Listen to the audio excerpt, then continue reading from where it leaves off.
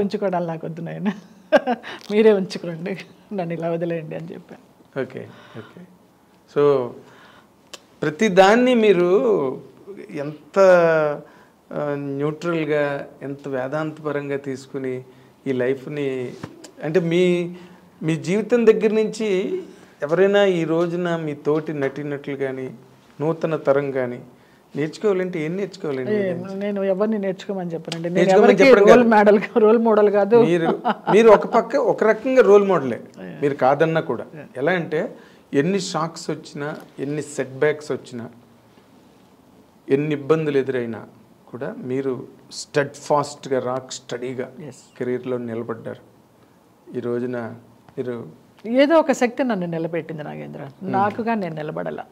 అది నేను చేసుకున్న పుణ్యమా, పూర్వజన్మ సుకృతమా, నా మంచితనమా ఏది తెలియదు నాకు. అందరూ బాగుండాలి, అందులో నేను ఉండాలని అనుకునే మనిషిని. నాకున్నా లేకపోయినా ఉంటే ₹1 దానం చేస్తాను, లేకపోతే ఒక ముద్ద పెట్టి పంపిస్తాను, భోజనం అన్నా చేసి వెళ్ళండి అని. అది నాకు జన్మతః నా తల్లిదండ్రి నేర్పిన సంస్కారం అంతే. అదొకటి నాకు నేర్పించారు వాళ్ళు. కానీ ఇప్పటికి కూడా తల్లిదండ్రులను తలుచుకుని అయ్యో, వాళ్ళకి ప్రతి సంవత్సరం వాళ్ళకి ఆబ్దికాలు పెడతాను. అన్నయ్య వాళ్ళ ఇంట్లో పెడితే నేను వెళ్ళి దగ్గరుండి పెట్టిస్తాను, నేనే ఖర్చు పెడతాను.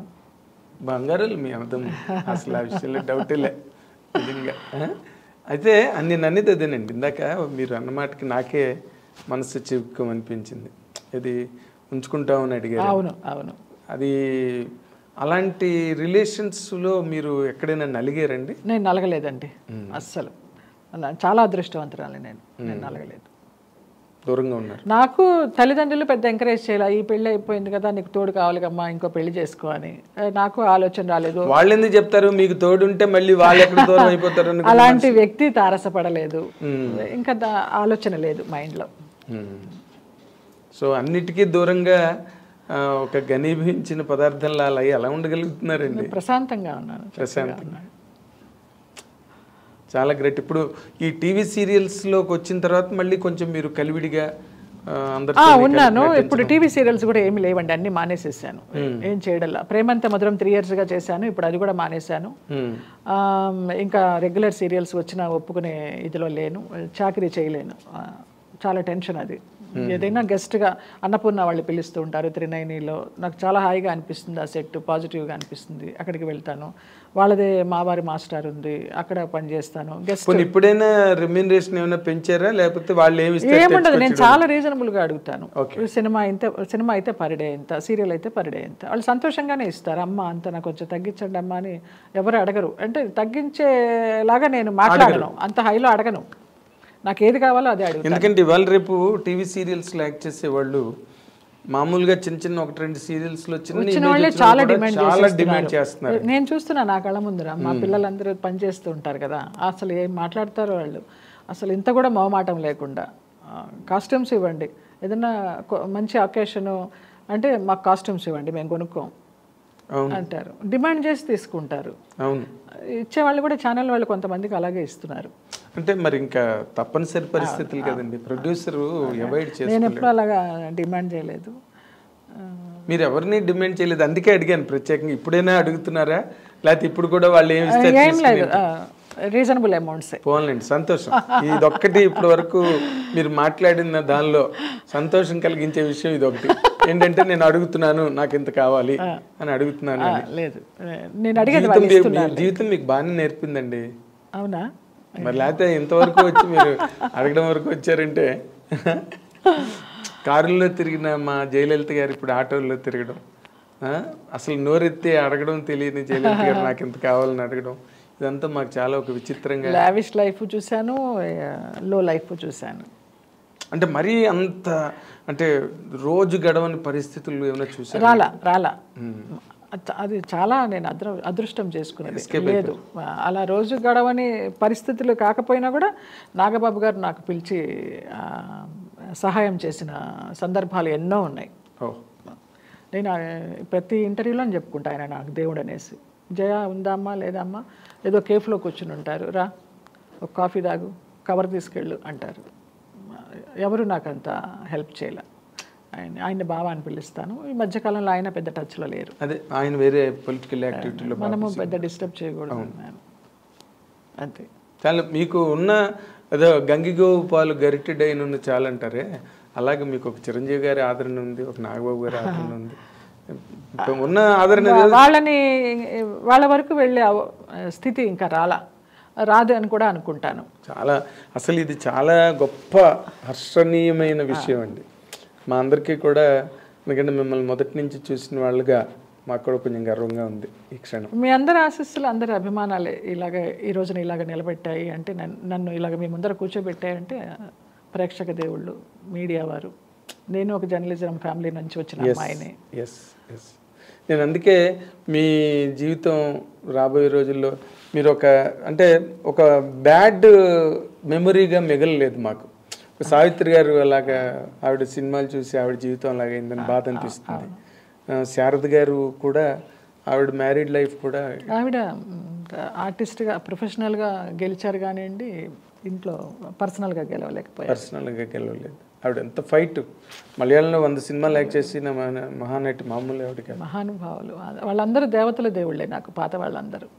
అదే మీరు దేవతలు దేవుళ్ళు వాళ్ళందరూ మీరు ఒక్కరే అందరికీ దేవతలు దేవుళ్ళ కనిపిస్తారు ఇంటర్వ్యూలు చూసిన తర్వాత. ఎందుకంటే చిన్న చిన్న నిరాశలకి, చిన్నపాటి సెట్ బ్యాక్లకే సూసైడ్లు చేసుకుని చచ్చిపోతున్నారు టీవీ ఆర్టిస్టులు. తల్లిదండ్రులకి ఎంత బాధ కదా అసలు చిన్న చిన్న వాటికి అనమాట. ఏదో లవ్ ఫెయిల్ అయిందని వెంటనే మంచి చెప్పబోయినా కూడా వాళ్ళకి అది చెడులాగానే అనిపిస్తుంది. చాలా సెన్సిటివ్ అయిపోయింది జనరేషన్. భయపడుతున్నారు ఇప్పుడు జనరేషన్ ఏమన్నా అంటానికి, తల్లిదండ్రులే పిల్లల్ని ఏమన్నా అంటానికి భయపడుతున్నారు. ఆ దుస్థితి రాకూడదు. కానీ మీలాగా బోల్డ్గా నిలబడడం రావాలి. అది చిన్నదేదో జరిగిందని ఈ మధ్య రోజుల్లో చాలా మంది టీవీ ఆర్టిస్టులు చచ్చిపోవడం మనం చూసామండి. ఏదో లవ్ ఫెయిల్ అని, లేకపోతే ఏదో మిస్అండర్స్టాండింగ్స్ పెట్టుకోవాలి, లేకపోతే కెరీర్ నిలబెట్టుకోలేకపోవడం, ఇవన్నీ అంతే. దేవుడు ఎవరికి ఏది రాసి పెట్టి ఉంటే అదే. సో మీకు రాబోయే రోజుల్లో ఇప్పుడున్న రాతని మార్చి ఇంకా చాలా గొప్ప రాత రాసి మా జయలలిత గారు ఇంకా కలకళలాడుతూ కలకాలం మంచి ఇలా కాకుండా ఇలాగే చెయ్యి ఉండేటట్టుగా, అదే నా కోరిక. ఆరోగ్యంగా ఉండాలి, 10 మందికి పెట్టే శక్తి ఉండాలి, మంచి మంచి వేషాలు మళ్ళీ మీరు చెయ్యాలి, రావాలి. ఇష్టమే సినిమాల్లో మంచి మంచి వేషాలు, మంచి అమ్మలు. కానీ మీరు చిన్నది మెయింటైన్ చేయకుండా మీరు మరి అడగందే అమ్మైనా పెట్టదన్న సామెత ఊరికే తెలియదు నాగేంద్ర. ఇప్పుడు తెలియదంటే కుదరదండి. తెలియదంటే ఎట్లా? నేను ఈ ఒక్క విషయంలో మాత్రం మీతో నేను వాదిస్తా. తెలియదంటే ఎలా కుదురుతుందండి? మనం ఉన్నది సినిమా ఇండస్ట్రీలో, ఎవరి పనుల్లో వాళ్ళు బిజీగా ఉంటారు. ప్రతి వాళ్ళకు ఒక పిఆర్. నాకు సీరియల్లో వేసే ఒక కొడుకు విజయ్ అనేసి, వాడు ఒకసారి అమ్మ ఆఫీసులకు తీసుకెళ్తాను, నాకు 4-5 తెలుసు మంచి డైరెక్టర్లు అని 4-5 ఆఫీసులకు తిప్పాడు నన్ను. వాళ్ళంతా ఆశ్చర్యంగా చూసారు, కానీ ఈవిడ ఆఫీస్కి వచ్చింది ఏంటని ఒకళ్ళు కూడా ఛాన్స్ ఇవ్వాల. మీరు ఆఫీసులకు వెళ్ళినా కూడా ఆఫీసులకి వెళ్ళక్కర్లేదండి. మీకన్నా కనిపిస్తే ఏమన్నా వాళ్ళకి ఐడియా ఉంటుందేమో. మీరు అమాయకులే, అతను మరీ అమాయకుడు.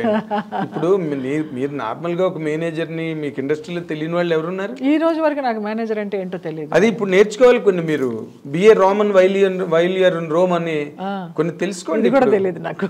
మరి రోమ్ ఇప్పుడు మనం హైదరాబాద్ లో ఉన్నాం, హైదరాబాద్ తగ్గట్టుగా ఉండాలి. అనకాపల్లిలో ఉన్నప్పుడు అనకాపల్లిలో 2003లో వచ్చాను. ఇవాళ ఏంటి ఇది 2023 సంవత్సరాలు అయింది వచ్చి, ఏమీ నేర్చుకోలేదు. చాలా మీరు కూడా బంగారమే, మామూలు బంగారం కాదు. అందుకని అవన్నీ కొన్ని చిన్న చిన్న ఏర్పాట్లు, చిన్నవి పెద్దవి మార్చేసుకుని మీరు కారేసుకున్నది అని ప్రతి ఆఫీస్ అది అక్కర్లేదు. కానీ ఒక చిన్న ప్రయత్నం వాళ్ళకి. ఇప్పుడు ఇంటర్వ్యూలు ఎవరి నెంబర్లు తెలియవు ముందు. నాకు మీకు మాట చెప్తున్నానండి, రుద్రం కోటే ఉంది. మీరు దాని గురించి ప్రమోషన్లకు ఇంటర్వ్యూలకు వెళ్తున్నారా లేదా? ఇంటర్వ్యూలకు వెళ్తున్నాను. ఎక్కనే ఆఫీస్ లేదు, దిగనే ఆఫీస్ లేదు. ఎందుకు వెళ్తున్నారు? అందరికీ తెలియాలి. సినిమా రిలీజ్ ముందు సక్సెస్ మీట్ ప్రీ రిలీజ్ ఈవెంట్లను పెడతారు. ఎందుకు ఇలాంటి సినిమా ఒకటి వస్తున్నది అని పబ్లిక్ కి తెలియాలి. దీనిలో ఎన్ని బాధలు ఉన్నాయని నాకు ఇప్పుడే తెలిసింది. నేను ఒక కాలంలో చెన్నైలో ఉన్నప్పుడు డిస్ట్రిబ్యూషన్ చేశాను. ఆ పెళ్లి సినిమా తమిళ్లో అవల్ వరవాళ్ళ, అలాగా అది కూడా లాస్ అయినాను. కానీ పెళ్లి నేను తమిళ్లో అవల్ వరవాళ్ళని అది డిస్ట్రిబ్యూషన్ చేశాను. ఆ మూవీలో నేను యాక్ట్ చేశాను, పెళ్లిలో చేశాను, తమిళ్లో చేశాను. ఓకే. తర్వాత ఈ సినిమా చేయడం ఒక ఎత్తు అయితే, దీన్ని బయటకు తీసుకురావడానికి ఇంత ప్రొసీజర్ ఉందా అనేసి, ఏంటి ఒక తల్లి గర్భంతో ఉన్నప్పుడు ఆ 9 నెలలు మోసి ఆ బిడ్డ ఈజీ డెలివరీ అయినాక ఎలా ఉంటుందో అంత బాధ ఉంది, అంత కష్టం ఉంది.